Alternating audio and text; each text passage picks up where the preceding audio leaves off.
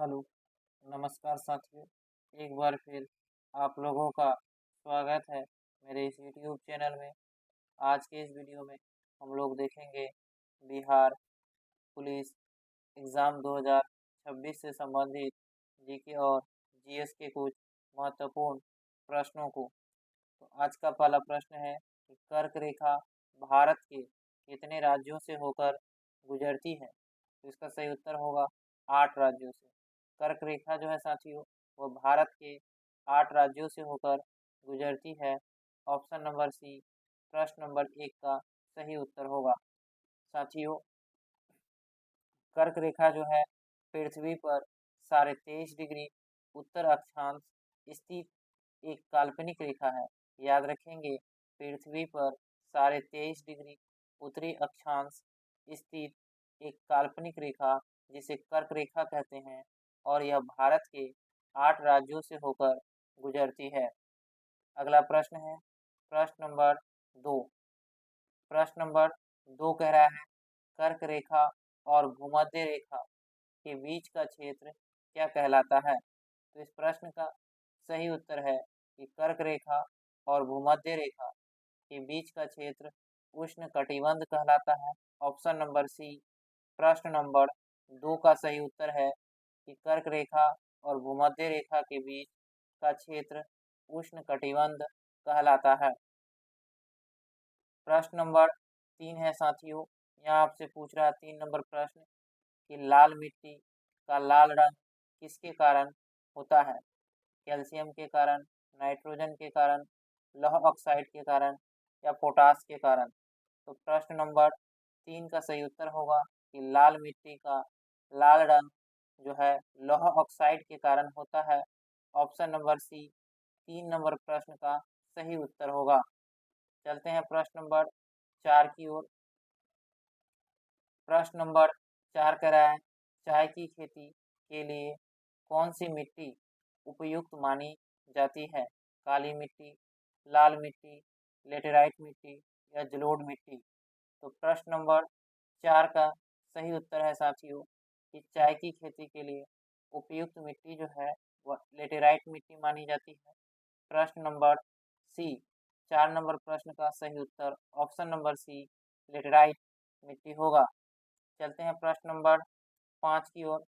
प्रश्न नंबर 5 कह रहा है भारत में चाय का सबसे बड़ा उत्पादक राज्य कौन सा है? पश्चिम बंगाल, असम, तमिलनाडु या केरल? तो इस प्रश्न का सही उत्तर है साथियों कि भारत में चाय का सबसे बड़ा उत्पादक राज्य जो है वह असम है। ऑप्शन नंबर बी प्रश्न नंबर 5 का सही उत्तर है। साथियों, असम राज्य में सर्वाधिक चाय होती है और भारत में सबसे अच्छे किस्म की चाय दार्जिलिंग की चाय है जो पश्चिम बंगाल राज्य में है। प्रश्न नंबर 6 कह रहा है कि हड़प्पा सभ्यता का कौन सा स्थल गुजरात में स्थित है? कालीबंगा, लोथल, राखीगढ़ी या बनावली? तो इस प्रश्न का सही उत्तर है साथियों कि हड़प्पा सभ्यता का जो लोथल है वह गुजरात राज्य में स्थित है। ऑप्शन नंबर बी 6 नंबर प्रश्न का सही उत्तर होगा। साथियों, लोथल जो था वह हड़प्पा सभ्यता का बंदरगाह नगर था। इसे भी आप लोग याद रखेंगे।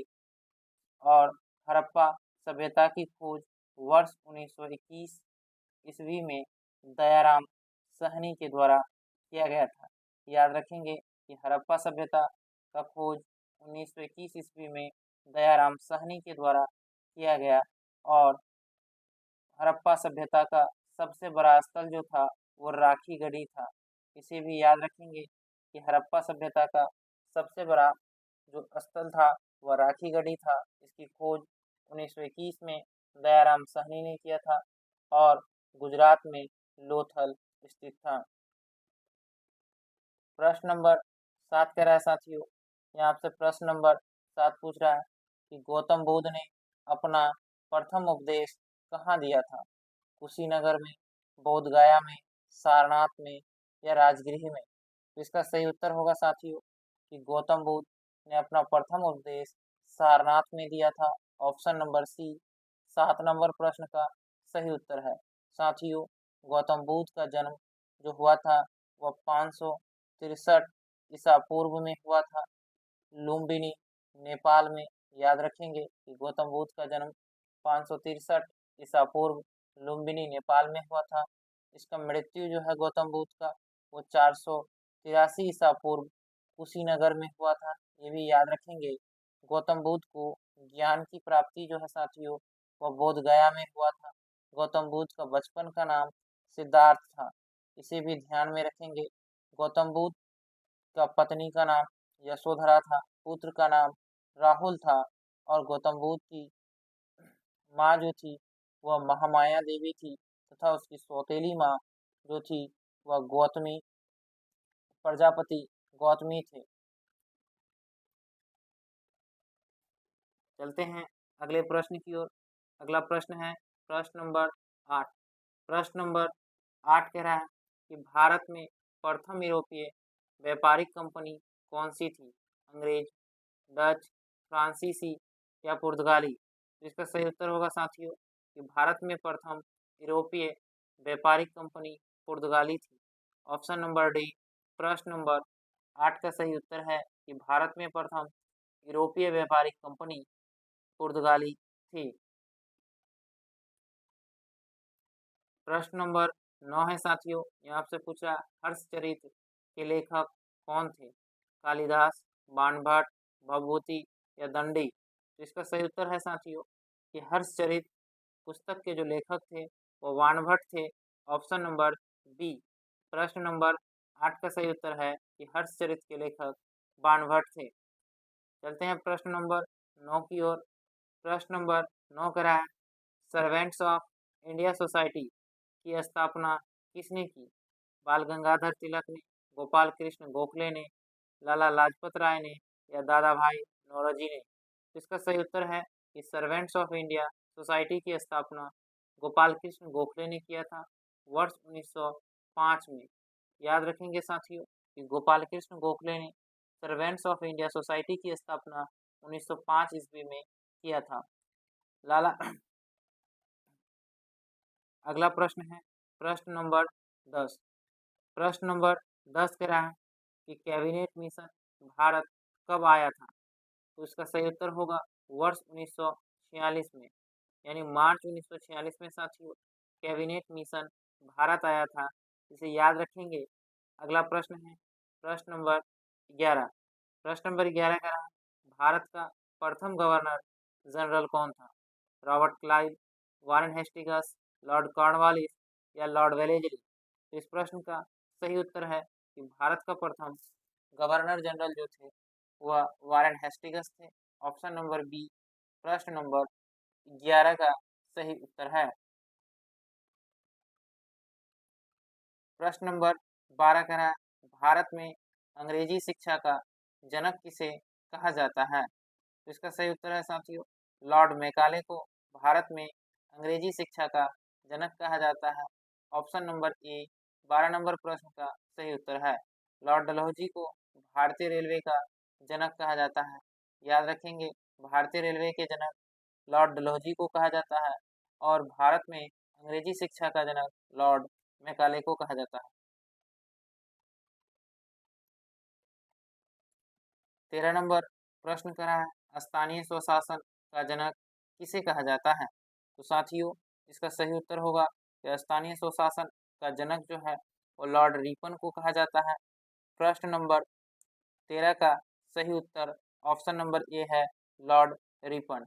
लॉर्ड रिपन का जो कार्यकाल था साथियों वो 1880 से लेकर 1884 तक था।